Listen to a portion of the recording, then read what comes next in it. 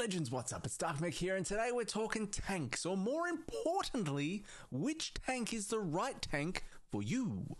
So, if you are a new player to World of Warcraft, if you're a returning player, or just someone looking to transition into the role of tanking, I got you covered today. Now, before we get going, this is not a meta performance tier list video for tanks in Dragonflight. That stuff can always change. This video is about you picking a tank that you connect with, one that you like thematically, one that you enjoy the style and feel of when you're playing. You have to be drawn to the tank that you end up choosing, otherwise there's a good chance that you'll be shit at it. So remember that, you gotta like it to want to improve on it. So what tank class is right for you? The first step is actually deciding what kind of tank you want to be. Do you want to be a traditional sword and board style tank? Do you want to be a shapeshifter, a martial artist, a laser beam shooting demonic elf with wings and a complex? Do you want to be a two-handed wielding weapon agent of death that will stop at nothing to achieve victory?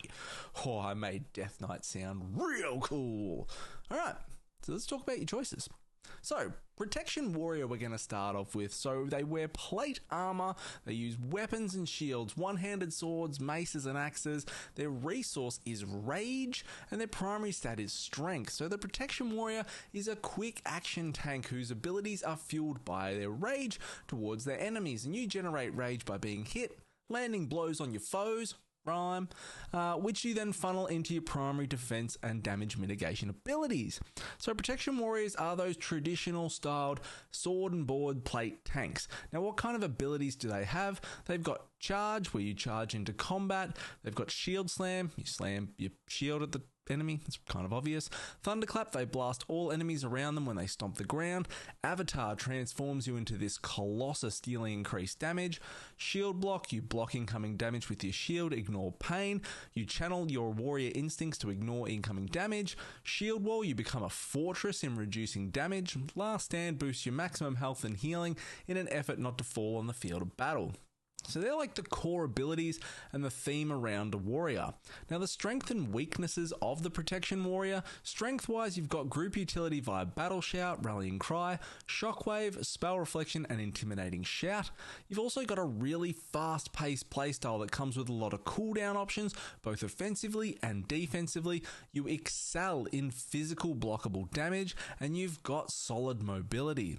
Weaknesses around the Protection Warrior are things like unblockable attacks and spam spells. The warrior is quite weak to that. Managing defensive cooldowns can take some skill and awareness on the warrior, and they're weaker around self-sustain compared to some of the other tanks.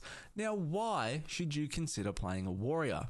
Warriors are the OG tanks of WoW. If you like fast-paced combat action and reaction, then this is the tank for you. Warriors can feel slightly overwhelming due to just how many abilities they have, but the good news with the warrior is that you can basically mash your face into the keyboard and still pump out pretty crazy numbers and survive due to how much they have on offer in their toolkit. You're also legit a warrior. It's in the name. Next up, we have the Protection Paladin. So another plate-styled armor tank, sword and board, one-handers, swords, maces, axes, and a shield. Your primary resource is holy power and mana, and your primary stat is strength. Now, the Protection Paladin is a holy warrior. It's a combination of a fluently skilled knight woven into the power and ways of the light to go forth and protect those around them with holy magic. The Protection Paladin knows versatility like no other, being able to play a tank and support role at the same time due to its very unique toolkit and cooldowns. So what kind of abilities does a prop paladin have? They've got Divine Steed, which summons a magic horse to ride around on. They have Avenger's Shield, where they throw their shield at enemies, think Captain America. Shield of the Righteous, they slam their shield into enemies and block incoming damage. Consecration consecrates the ground below them with holy power. Avenging Wrath, become an avatar of retribution, increasing your damage and healing. Guardian of Ancient Kings empowers you with the spirit of Ancient Kings, reducing reducing damage you take, and Divine Shield can grant you immunity to all damage and harmful effects for 8 seconds. So the strengths and weaknesses of a Protection Paladin. Strength-wise, they have the ability to play a tank and support role functionality at the same time. They have excellent group utility via auras and blessings like Freedom, Sacrifice, Protection, and Cleanse Toxins. They have strong, regularly available cooldowns. Weakness-wise, they can be hard to master the full utility on offer and capability of the spec. Lower health pools than some of the other tanks is also a factor, and a prop paladin does have limited mobility. Now, why should you consider playing a Protection Paladin?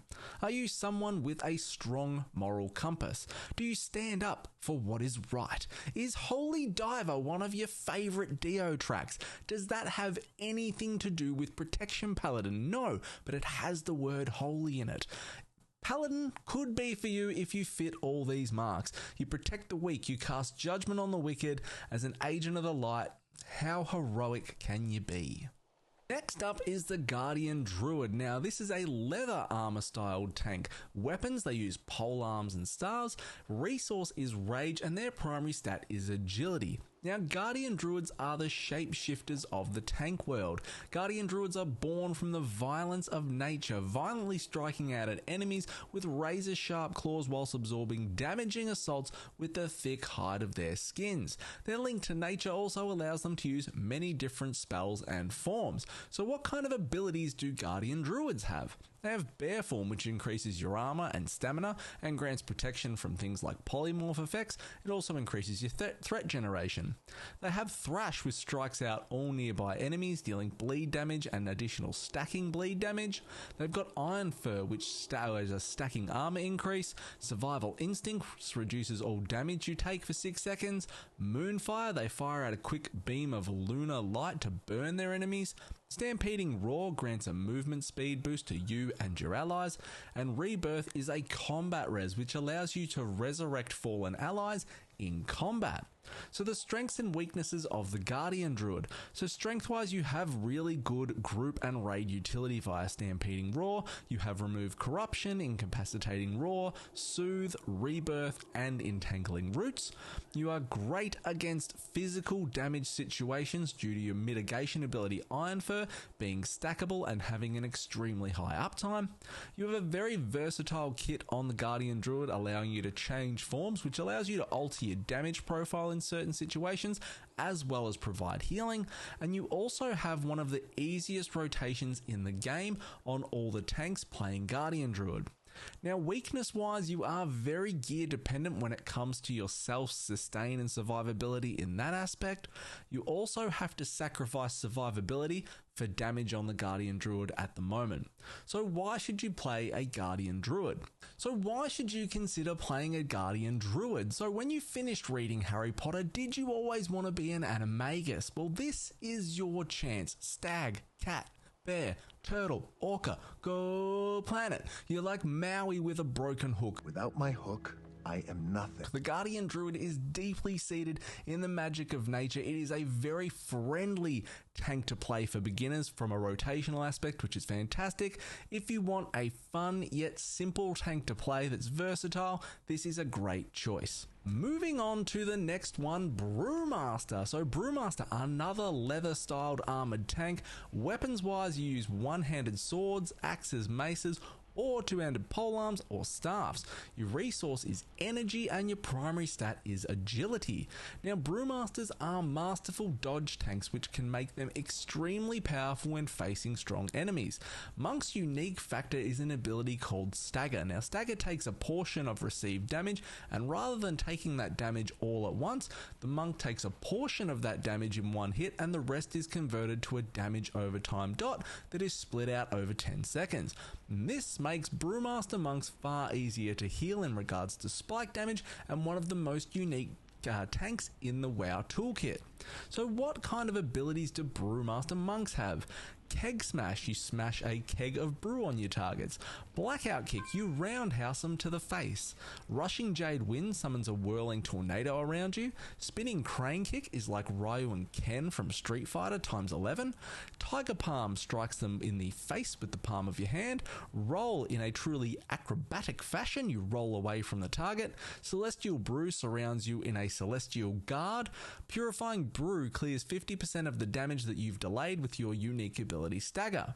So strengths and weaknesses of the Brewmaster. So strength wise, you've got good group and raid utility via Mystic Touch. You've also got Paralysis, Ring of Peace, Tiger's Lust, Generous Paw, Close to Heart, and Leg Sweep.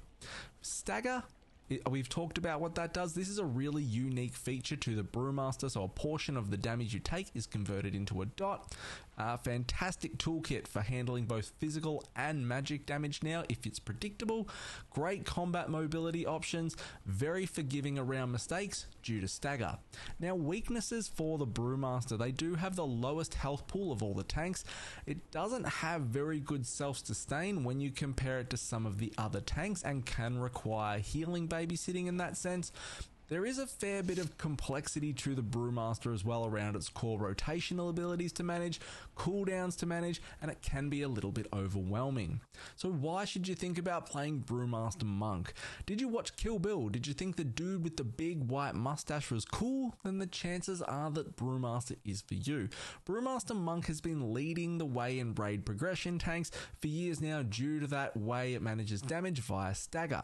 Now Brewmaster is a fantastic choice for someone who welcomes complexity in their class but isn't afraid of a good time. Be warned though, there is a lot of buttons involved in playing the Brewmaster. So moving on to the next tank in our list, the Demon Hunter. So this is another leather armor style tank. Weapons wise, you use warglaives, swords or axes. Your main resource is pain and primary stat is agility. So the Demon Hunter was the second hero class to grace the World of Warcraft, and it's somewhat an intricate styled tank. They can provide large control via the use of their magic sigils while being able to harden their skin to mitigate damage. Demon Hunters are extremely mobile tanks. They're able to leap and glide over the battlefield. They're incredibly self-sufficient with solid self-healing. They've got the ability to transform into a super demon, increasing their health and armor. They also look really fucking cool. So what kind of abilities do Demon Hunters have? So Demon Hunters have Demon Spike, so they surge with Fell Power, which increases their armor and parry chance. They've got Fell Devastation, they unleash the Fell within their body in the form of a giant power spew. Infernal Strike, they leap through the air towards a location. Metamorphosis, where they transform into a demon, which increases their max health and armor. And they've got Fiery Brand, with brands their enemy with a demonic symbol, which it deals damage to them and decreases the damage that they deal to you.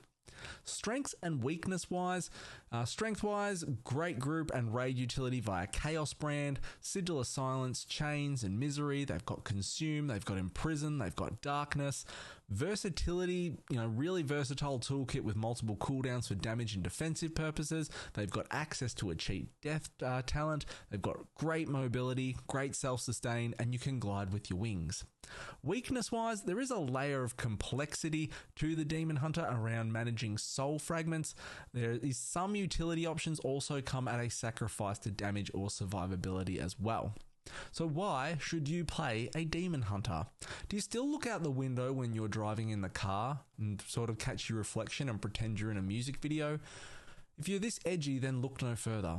The Demon Hunter is a winged demonic elf, hell-bent on wreaking vengeance upon their foes. You've got giant wings, you rip the souls from your victims, and you wield foul magic in an effort to convince everybody that Ohio is for lovers. Moving on to our last tank in this list, the Death Knight. Now this is a plate armored tank. Weapon wise, pole arms, two-handed swords, maces or axes. Its resource is runic power and its primary stat is strength. Now the Blood Death Knight is the OG hero class to first enter World of Warcraft back in Wrath of the Lich King. The Blood DK is renowned for its utility, its enemy control and its superior self-sustain in combat situations. situations. So what kind of abilities do they have? Death Strike, where you heal for a % of damage taken over the last 5 seconds. Death Grip, this grips an enemy to your location and also acts as a taunt. Anti-Magic Zone provides a magic barrier to shield you and your allies. Anti-Magic Shell, you protect yourself with an anti-magic shield. The Blood Boil, explode for shadow damage to all enemies around you. Dancing Rune Weapons summons a second weapon to fight for you. Death and Decay corrupts the ground around you, dealing shadow damage. And Raise Ally is a combat res that allows you to resurrect allies whilst in combat. Now, the strengths and weaknesses of the DK. Strength-wise, extremely good self-healing. They've got a very versatile toolkit to deal with both magic and physical damage. They've got great utility around anti-magic zone, control undead, death grip, Gorfiend's grasp, and they also have access to a cheat death. Now, the weaknesses of the Blood DK, they can be punishing around poor play and poor decisions.